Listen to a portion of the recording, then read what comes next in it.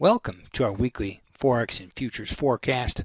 My name is Jay Norris and I use eSignal charts. I'm also the Director of Education at Trading University, and as always we need to remind you that trading is a risky endeavor and not suitable for all investors. Let's get right to the markets. First market we're covering is the Australian US dollar. You can see that same resistance level we had in place earlier. That's essentially a risk tolerance threshold level. It's just a retracement from the June high there up. And you can see you're continuing to find resistance there.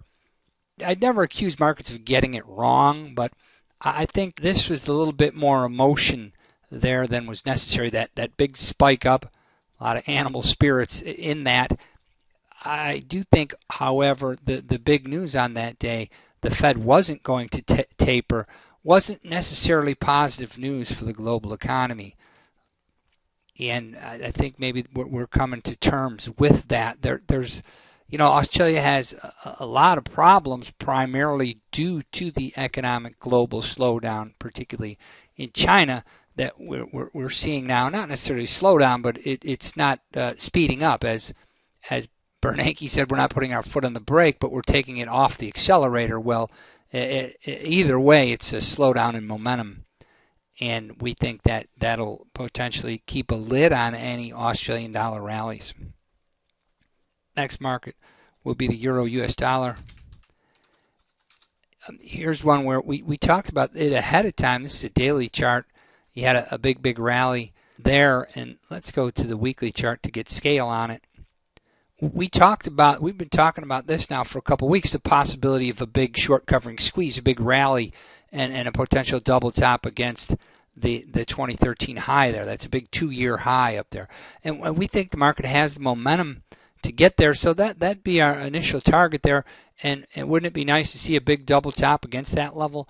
So that's something that we're keeping an eye on. Here you could see the momentum on this chart on the daily chart. There's still plenty of shorts in this market, and we'll show you a graphic of that. The shorts in this market, if you go to Oanda and you go to Oanda's blog here, you'll see the long short ratio. Oanda's a pretty big Forex broker, and you could see your open position ratio here, and we come to Euro US dollar right there.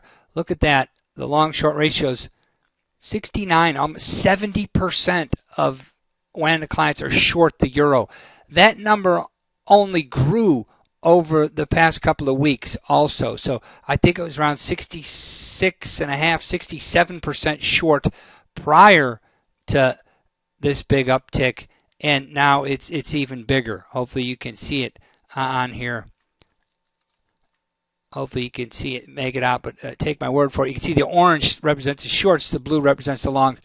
69.9% of short the euro. So the short position continues to grow in the euro. Speculators short this market, and the reason we point that out, we think that points to continued short squeeze.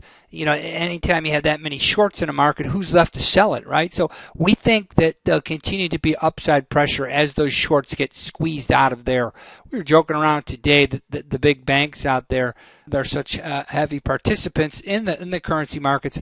They're probably eyeing that short position as kind of a Christmas bonus, because if they could squeeze those shorts out of there, you're going to, if you're long now and you have the power to keep pressing this market higher, at some point those shorts will get margined out, and they're going to end up paying potentially the 130 upper 136 upper lower 137 handle. So in all seriousness, now we joke about it, but these markets can do some damage if you're on the wrong side, and that's why we hit that disclaimer. So we think there's a possibility that you continue to squeeze that massive short position out, and we see another look at the 13 high there, the 2013 high, just above 127. Next market, dollar yen. Dollar yen, it's still in a bullish mode here. Essentially, as long as you're holding 98 even or so, you're in a bullish mode. But this market's getting stubborn also. I don't think it knows how to take things. You're seeing U.S. stock market weakness. Dollar yen tends to have a correlation to the U.S. stock market. At the same time, you're seeing lower U.S. rates also, which may be weighing on this market a little bit also. So you're seeing a a weaker dollar here, weaker dollar, stronger yen, and that does make sense in the face of a stronger euro. Likewise, a softer U.S. stock market recently. So the market's still good above 97.60 or so. That 97.60, you have support there. So I would look for support at 98, just above 98 even, and then again at 97.60. So we'll have to see.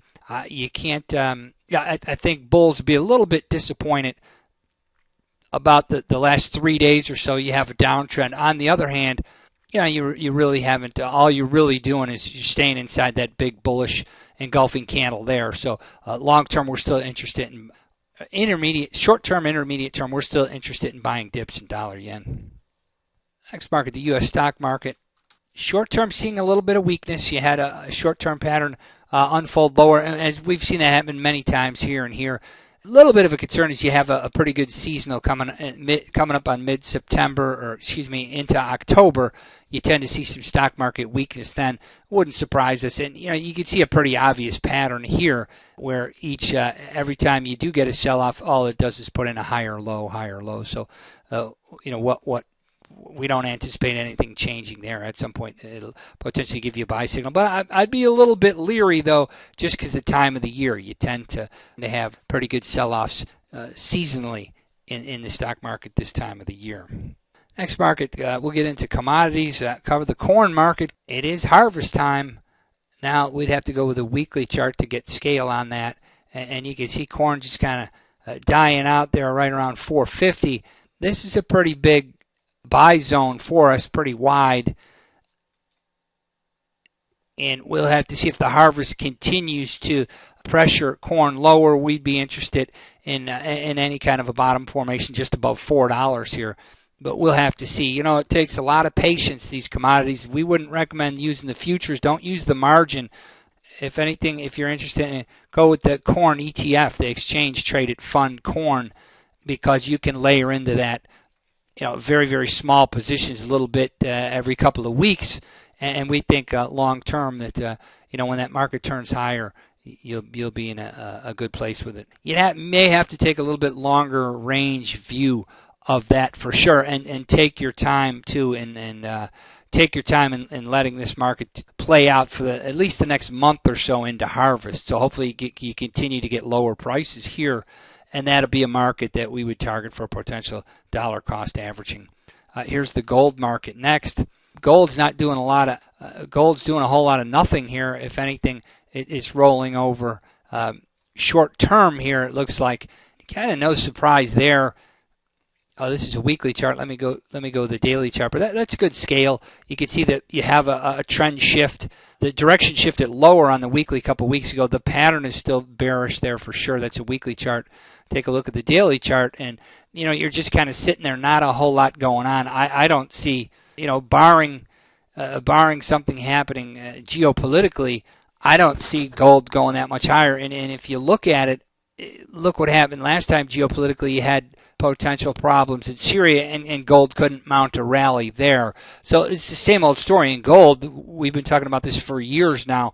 Well, if it's going to go, it's got to go. A lot of gold bugs will say, oh, gold's the only currency to own.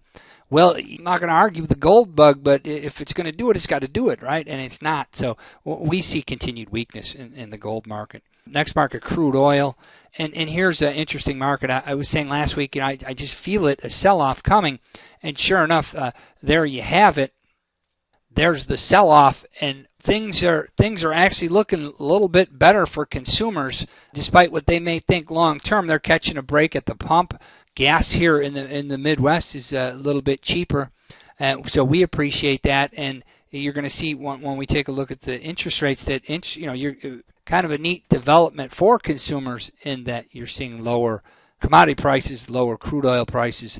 At the same time, lower interest rates. We're going to show you that the 10-year note, you have a rally in the notes. So a rally in the notes would indicate that interest rates are going lower. Next market will be the 10-year note, the U.S. 10-year note. And there you can see it. You have a nice rally in the 10-year note. So interest rates, as this market rallies, that means interest rates go down. So you're catching a relief rally in the treasuries, and that's lowering interest rates again. So commodities are coming down, interest rates are coming down also, that's beneficial longer term.